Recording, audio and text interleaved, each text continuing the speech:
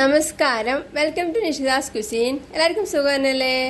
അപ്പോൾ ഇന്ന് ഉണ്ടാക്കാൻ പോകുന്നത് ഹെൽത്തി ആയിട്ടുള്ളൊരു പാൻ കേക്കാണ്, ഓട്സ് ബനാന പാൻ കേക്ക്. അപ്പോൾ ഇതെങ്ങനെ ഉണ്ടാക്കുന്ന നോക്കാം. ഞാനിവിടെ 1 കപ്പ് റോൾഡ് ഓട്സ് എടുത്തിട്ടുണ്ട്. ഇത് ഒന്ന് ചൂടാക്കി എടുക്കണം. ഞാനിവിടെ അടുപ്പത്ത് ഒരു പാൻ വെച്ച് തീ കത്തിച്ചിട്ടുണ്ട്. ഈ എടുത്തു വെച്ച ഓട്സ് പാനിലേക്ക് ഇട്ട് ഇളക്കി വറുത്തെടുക്കാം. ഇതിപ്പം വറുത്തിട്ടായിട്ടുണ്ട്. ഇനി തീ ഓഫ് ചെയ്ത് ഒരു ബൗളിലേക്ക് മാറ്റാം. അധിക സമയം വറുക്കണ്ട, ഏകദേശം മീഡിയം ഫ്ലെയിമിൽ 1 മിനിറ്റ് വറുത്താൽ മതിയാവും. നല്ലൊരു മണം വരും. അന്നേരം തീ ഓഫ് ചെയ്യാം. വറുത്തെടുത്ത ഓട്സ് ഇപ്പം ചൂട് കുറഞ്ഞിട്ടുണ്ട്. ഇതിനി മിക്സിയിലെ ഒരു ജാറിലേക്ക് ഇട്ട് പൊടിച്ചെടുക്കാം.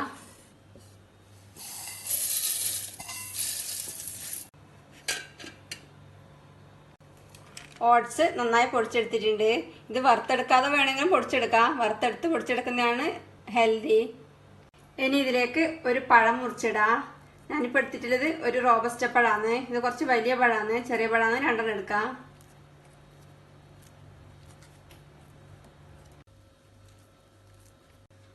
ഒരു മുട്ട പൊട്ടിച്ചൊഴിക്കാം. മുട്ട ഒഴിവാക്കിയിട്ട് വേണമെങ്കിൽ ചെയ്യാം. 2 ടേബിൾ സ്പൂൺ പഞ്ചസാര ചേർക്കാം. ഹെൽത്തി ആയിട്ട് വേണമെങ്കിൽ പഞ്ചസാര ഒഴിവാക്കാം. കഴിക്കുന്ന സമയത്ത് തേനോ ആപ്പിൾ സിറപ്പോ ചേർത്ത് കഴിക്കാം. 1/4 ടീസ്പൂണിനേക്കാളും കുറച്ച് ഉപ്പ് ചേർക്കാം. 1/2 ടീസ്പൂൺ ബേക്കിംഗ് പൗഡർ ചേർക്കാം. 1/2 ടീസ്പൂൺ സിന്നമൺ പൗഡർ ചേർക്കാം, കറുവപ്പട്ട പൊടിച്ചത്. വളരെ കുറച്ച് പാൽ ഒഴിച്ചു കൊടുക്കാം. ഏകദേശം ഒരു 2 ടേബിൾ സ്പൂൺ ആദ്യം ഒഴിച്ചാൽ മതിയാവും. അരച്ച് നോക്കിയിട്ട് വേണമെങ്കിൽ രണ്ടാമത് ആദ്യം ചേർക്കാം. 1/4 ടീസ്പൂൺ വാനില എസൻസ് ചേർക്കാം. ഇതെല്ലാം കൂടി അരച്ചെടുക്കാം.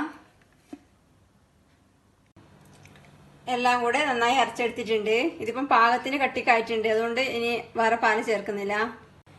ഇതിനി ഒരു ബൗളിലേക്ക് മാറ്റാം. ഇതായിപ്പോൾ ഇത്ര കട്ടിക്കില്ലത്, കാണുമ്പോൾ മനസ്സിലാവുമായിരിക്കും. മാവെല്ലാം ബൗളിലേക്ക് മാറ്റിയിട്ടുണ്ട്. ഞാൻ മിക്സിയുടെ ജാറിലേക്ക് 1 ടേബിൾ സ്പൂൺ പാലൊഴിച്ച് അതിനൊട്ടിയിട്ടുണ്ടായ മാവെല്ലാം തുടച്ചെടുത്തിട്ടുണ്ട്. ഇപ്പം ഇത്ര കട്ടിക്കുണ്ട്. ഇതിന് ചുട്ടെടുക്കാം. ഞാനിവിടെ അടുപ്പത്ത് ഒരു ദോശക്കല്ല് വെച്ച് ചൂടാക്കിയിട്ടുണ്ട്. ഇതിലേക്ക് കുറച്ച് ബട്ടർ ഇട്ട് കൊടുക്കാം.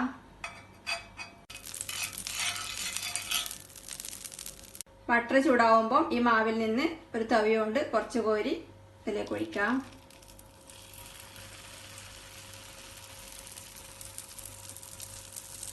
ജസ്റ്റ് ഒന്നിങ്ങനെ ആക്കി കൊടുത്താൽ മതി, അധികം പരത്തണ്ട. ഇത് അടച്ചു വെച്ച് തീ കുറച്ച് വേവിച്ചെടുക്കാം. ഇതിപ്പം ആയിട്ടുണ്ട്. ഇനി തിരിച്ചിടാം.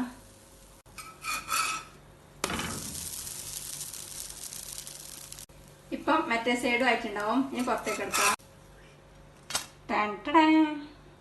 ബാക്കിയുള്ള മാവും കൂടെ ഇതേപോലെ ചുട്ടെടുക്കാം. ഒരു 5 പാൻ കേക്ക് ഞാനിപ്പം ചുട്ടെടുത്തിട്ടുണ്ട്. ഇത് മുഴുവൻ ചുട്ടാൽ 7 ഉണ്ടാവും. ഇതിന് വേറൊരു പ്ലേറ്റ് വിളമ്പാം.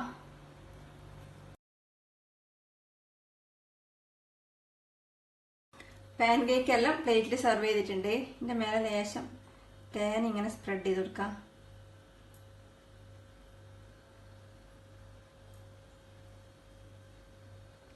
ഇതിൻ്റെ മേലെ ഒരു ചെറിയും കൂടെ വെച്ച് ഡെക്കറേറ്റ് ചെയ്യാം.